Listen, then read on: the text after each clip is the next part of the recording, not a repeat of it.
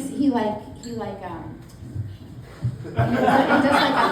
a bed bug sort of like pat down, when I come home, because he's like, ooh, you sound like it reverberated and you licked up Trisha's spit.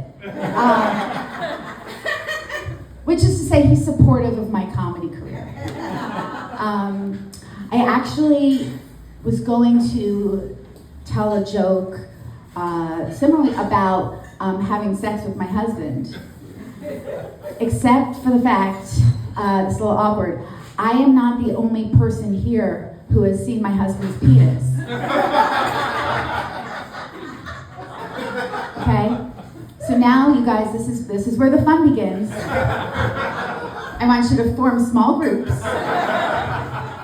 what we call an icebreaker. But yes, if that very handsome couple over there, yes, true or false, you have seen my husband's penis. Yes, they have. His aunt and uncle, everybody.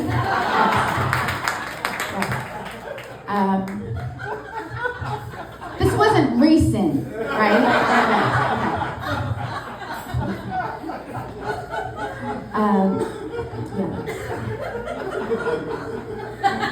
I mean, for what it's worth, I don't know what it looked like when you saw it, but I like it because it's like both like it's useful and energetic, and it enjoys golf naps. Yep. Yes, I am a mother here in Ridgefield, and I'm an excellent mother because it is what time on a school night, and let's have some martinis. Well, actually, I just came here from back to school night. No, it was, it's so funny, like back to school night is like a wedding, with like this, like the young couple all like, filled with hope and excitement for their life together. The teachers are like, I love your kids so much. They're doing so great, and they're so excited to learn. I think we should have back to school night too in like March. It's when shit gets real. Like the emails I write at the beginning of the year are like, oh, dear Miss Martin, I hope you rested well last night and that all is well with you. I so enjoyed, your presentation.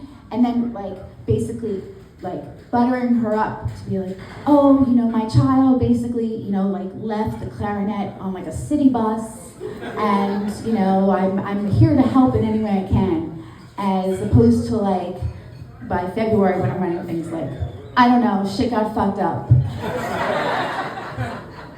She's like, I get it. Yes, my children they're going to be playing instruments this year at home, because apparently you're supposed to practice. I've tried to explain to them it's not necessary.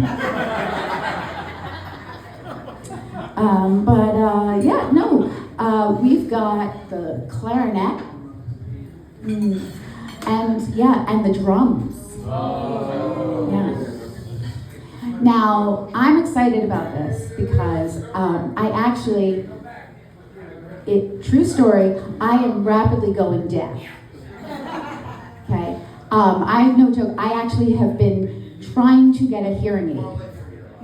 I don't know if there's anyone here whose people in your life have been like, are you serious? Hello? But I would kill for a hearing aid. I can't hear anything. And I don't know if it's because my high school boyfriend had an idea of what safe sex was and places he could put it. So I was like, no butt stuff. And he's like, I have an idea.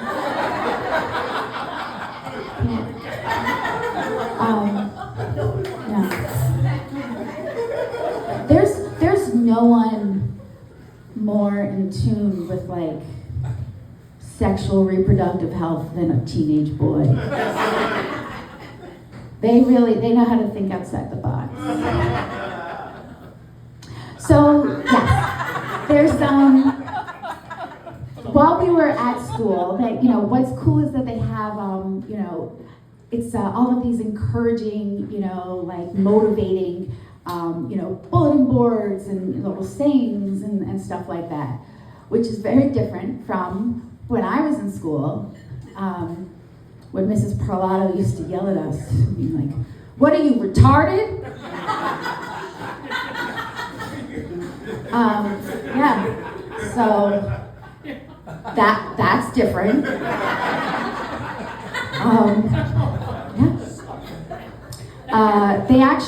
There was a sign that had something really useful information. Like, I need this sign up in my life. I actually wrote it down. Let's see. This is it. Okay. Think before you speak. Oh wait, it goes on. The T is for, is it true? The H is it helpful? The I is it inspiring? The fourth was, is it necessary? And the fifth is it kind? I zoned out after helpful. I have, like, it's like how I feel about like cruise control. Like, I know people love it, but like I would love to be able to do something like this, to think before I speak. My mouth has gotten me in nothing but trouble my entire life. But what's interesting is that we're being told, oh, you're kind of stupid in math over and over again, to the point that I realized that if any of those teachers who had bothered to tell me I was stupid in math had actually taken the time to teach me math, I might know math now. But I do not. And I get very scared about public math. Like tonight, when you guys, settle up your checks, and you're like, oh, you have to figure out how much each of you put in. My whole body just went into like a cold sweat. Yeah, like at the kids' school with bake sales, I had to do the cash box once, and I didn't have a phone or a calculator. I'm banned. I'm literally banned from the PTA.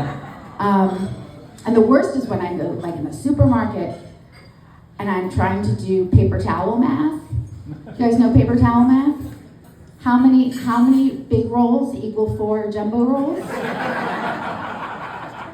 2 jumbo rolls equals 17 mega rolls? I'm not sure. And then you divide it by like toilet paper. And yes, it's gotten so, but it would take me so long to like do that kind of shopping that my husband, with the excellent penis, actually was like, you know what, I'm just gonna do it.